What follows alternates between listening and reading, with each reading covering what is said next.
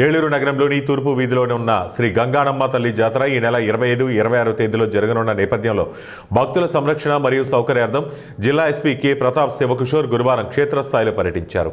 ఆలయ పరిసరాలను పరిశీలించిన ఆయన బందోబస్తు మరియు ట్రాఫిక్ నియంత్రణపై అధికారులకు ఆదేశాలు జారీ చేశారు. జాతర ముగింపు రోజుల్లో భక్తుల రద్దీ విపరీతంగా ఉండే అవకాశం ఉన్నందున ఎక్కడా తోపులాట జరగకుండా పటిష్టమైన క్యూలైన్లు ఏర్పాటు చేయాలని ఆలయ అధికారులకు సూచించారు. వృద్ధులు, మహిళలు, చిన్నారులకు ఎటువంటి ఇబ్బంది కలగకుండా చూడాలని జిల్లా ఎస్పీ పలు సూచనలు చేశారు.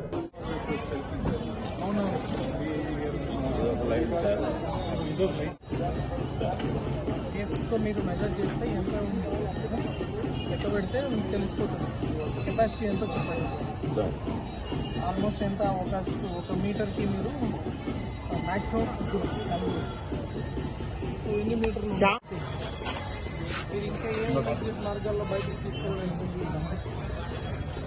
స్టార్టింగ్ నుంచి వస్తారు ఎంటర్ అయ్యి నేరుగా ఫస్ట్ ఎక్కడ వెళ్తారు గుమ్మం దగ్గరికి ఇక్కడ ఆగి